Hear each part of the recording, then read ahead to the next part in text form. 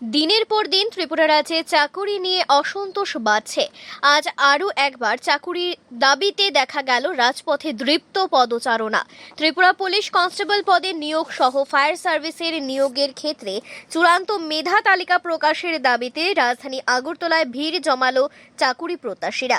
এই সময়ের মধ্যে প্রায় প্রতিনিয়ত রাজধানী শহরে বিভিন্ন ক্ষেত্রে চাকরি প্রত্যাশীদের পদচারণা বৃদ্ধি পেয়ে চলেছে।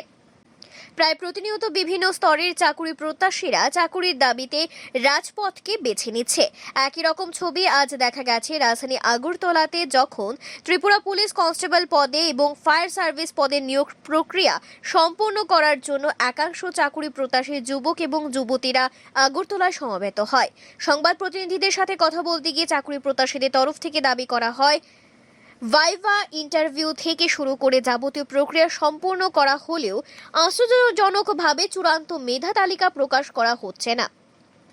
এই অবস্থায় দাঁড়িয়ে চূড়ান্ত মেধা তালিকা প্রকাশ সাপেক্ষে দ্রুততার সাথে নিয়োগ প্রক্রিয়া সম্পন্ন করার জন্য আজকে আরও একবার চাকুরি প্রত্যাশীদের তরফ থেকে দাবি করা হয়। পাশাপাশি এই বিষয়ে তারা রিক্রুটমেন্ট বোর্ডের চেয়ারম্যানের সাথে কথা বলবেন বলেও জানিয়েছেন। Bureau report, Tripura news Bangla. দেখেন, প্রথমত আমাদের ফায়ার সার্ভিস ক্যান্ডিডেটের তরফ থেকে আপনাদেরকে অসংখ্য ধন্যবাদ যে আমাদের ডাকে সাড়া দিয়ে আপনারা এখানে আসার জন্য।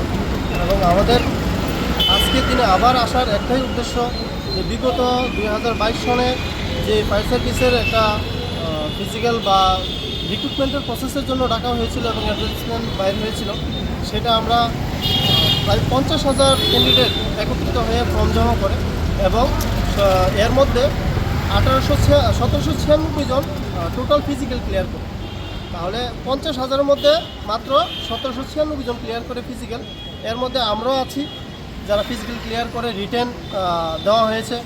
এখন পর্যন্ত রিটেনের কোনো হদিশ পাচ্ছি না আমরা, যেহেতু আজকে প্রায় 3-4 বছরের উপরে হয়ে যাচ্ছে। আমাদের লাগোয়া আসাম রাজ্য রয়েছে, যেখানে নাকি ত্রিপুরা ফায়ার সার্ভিসের ত্রিপুরা ফায়ার সার্ভিস না, আসাম ফায়ার সার্ভিসের রিক্রুটমেন্ট প্রসেস হয়তো বা 2বার হয়ে গেছে এই অবধি। এখনও আমাদের কোনো ফায়ার সার্ভিসের রিক্রুটমেন্ট প্রসেস কমপ্লিটই হচ্ছে না। তার নাগাদ আমরা আবার এসেছি। সেন্ট্রাল প্রসেস দেখলে এসএসসি আমার পাশের বাড়িতে 2 জন ক্যান্ডিডেট সিলেক্ট হয়েছে এবং এই অবধি তারা চাকরি করছে। আর আমরা এখনও পথে এসে ফায়ার সার্ভিসের ডিপার্টমেন্টের হেডকোয়ার্টারের সামনে এসে ধর্ণা দিতে হচ্ছে, হয়তোবা সমাবেশ করতে হচ্ছে, যত শান্তিপূর্ণভাবে একটা মিছিল করতে হচ্ছে, স্যারের সঙ্গে দেখা করতে হচ্ছে। এখন আজকে আমরা যখন এখানে একত্রিত হয়েছি, ডিরেক্টর স্যার বা জয়েন্ট ডিরেক্টর স্যার সবাই চলে গেছে, কাউকে আমরা পাইনি যে তাদের সঙ্গে আমরা একটু আলোচনা করবো যে আমাদের প্রসেস কতটুকু এগিয়েছে। তাহলে আমরা নিরুদ্দেশ বা নিরুপায় হয়ে এখনও পর্যন্ত এখানে আসতে হচ্ছে। প্রত্যেকটা বারই আমরা এখানে আসছি। প্রত্যেকটা ক্যান্ডিডেটেরই একটা বয়স লিমিট থাকে, যার মধ্যে আমরা বয়স উত্তীর্ণ হয়ে গেছি। যারা এখানে আছি হয়তো বা কেউ রয়েছে, কেউ উত্তীর্ণ হয়ে গেছে। আপনারা একটা জিনিস খেয়াল করুন, ত্রিপুরা টিবিএসসি বোর্ডের যে মাধ্যমিকের রেজাল্ট বা এক্সাম হয়, এর মধ্যে 2024-এর অ্যাপ্রক্সিমেট 28,559 স্টুডেন্ট রিটেন দিয়েছে, এরা এক্সাম দিয়েছে। এর মধ্যে রেজাল্ট দেয় 3 মাসের মধ্যে তাদের রেজাল্ট কমপ্লিট হয়ে যায়। আর আমাদের মাত্র 1796 জন পরীক্ষা দিচ্ছে। তার মধ্যে এখনও পর্যন্ত 2 বছর অতিক্রান্ত হয়ে গেছে আমাদের রেজাল্টটাই আইতেছে না, রেজাল্ট পাবলিশ হইতেছে না।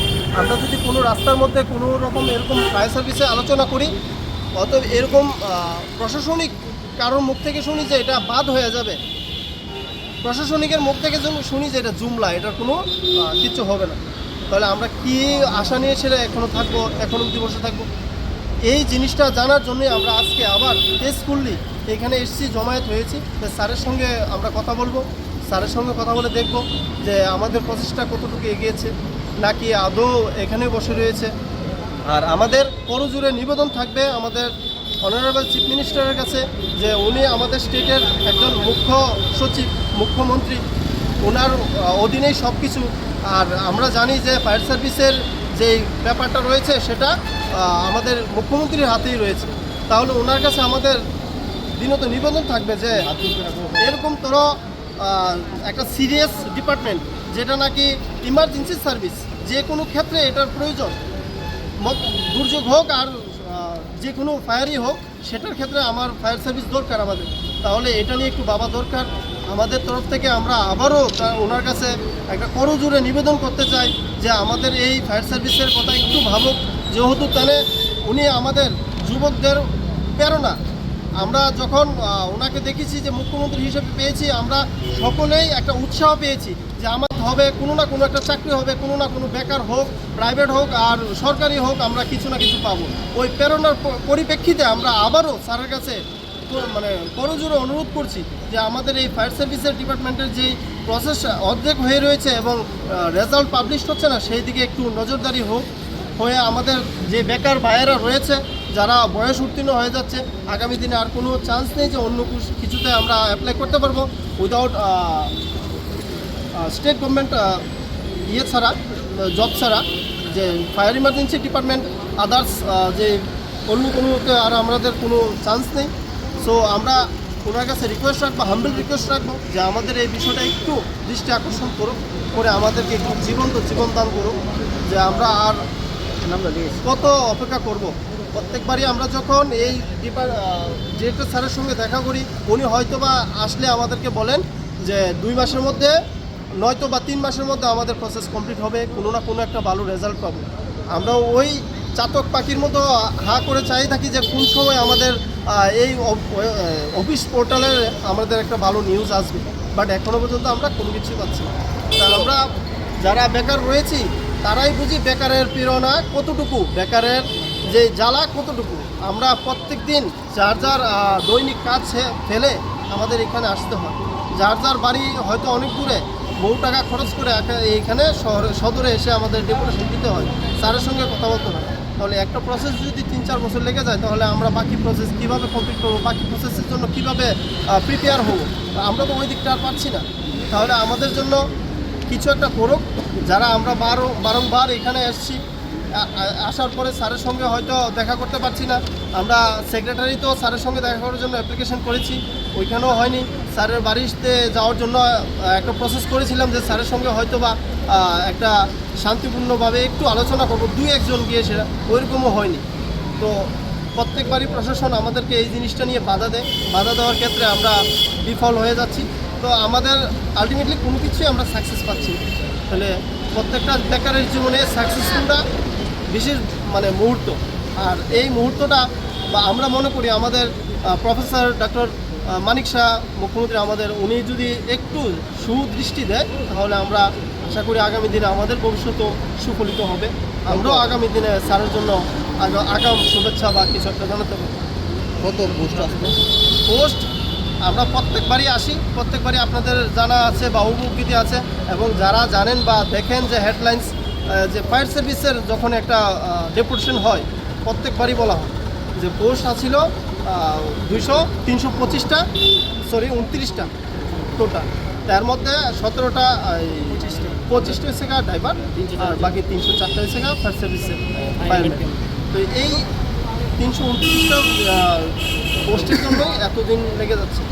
তো আমরা ভাবি যে আমরা প্রত্যেকটা যখন প্রসেস শুরু হয়, প্রায় 6 বছর অন্তর প্রসেসিংটা চালু হয়। তাহলে 2016-তে যখন প্রসেসিং চালু হয়েছিল বা অ্যাডভার্টাইজমেন্ট বেরিয়েছিল, তখন ফায়ার সার্ভিসের নিয়োগ করা হয়েছিল, আবার 2022-এ হয়েছে। তাহলে ওই বিগত যে মিডলে যে 6 বছর অতিক্রান্ত হয়ে গেছে, কারো একটা যুবকের সময় বা বয়স পার হয়ে গেছে যে সে আর দিতে পারবে না, এলিজিবল হয়ে গেছে।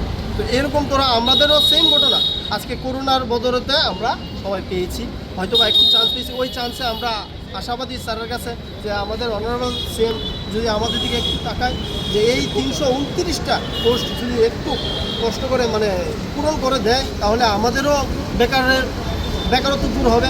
পাশাপাশি যে দপ্তরের যে কর্মী স্বল্পতা রয়েছে, কর্মীরা যারা ছুটি নিতে পারছে না, আমরা হয়তো বা কারোর সঙ্গে কথা বলেছি, কোনো ফায়ার স্টেশনে গিয়ে জানতে চেয়েছি, তারা বলছে যে আমরা ঠিকমতো আমরা বাড়িতে ছুটি পাচ্ছি না, যে আমাদের শিফটিং ডিউটি করতে চলছে, হয়তো 2 জনেটা 1 জনে করছে, কর্মী স্বল্পতা রয়েছে। তো স্যারের কাছে দৃষ্টি আকর্ষণ করতে বলবো যে কর্মী স্বল্পতায় ভুগছে ফায়ার সার্ভিসের ডিপার্টমেন্টও, আদার্স বাকি যে ডিপার্টমেন্ট রয়েছে সেটা আমরা বলতে চাই না, এখন বলতে চাই যে আমাদের ফায়ার সার্ভিস ডিপার্টমেন্টও সেম ইয়েতে ভুগছে। তো এটা একটু দেখবেন, কাইন্ডলি দেখে আমাদের এই ইয়েটা পূর্ণ করবেন। অসংখ্য ধন্যবাদ।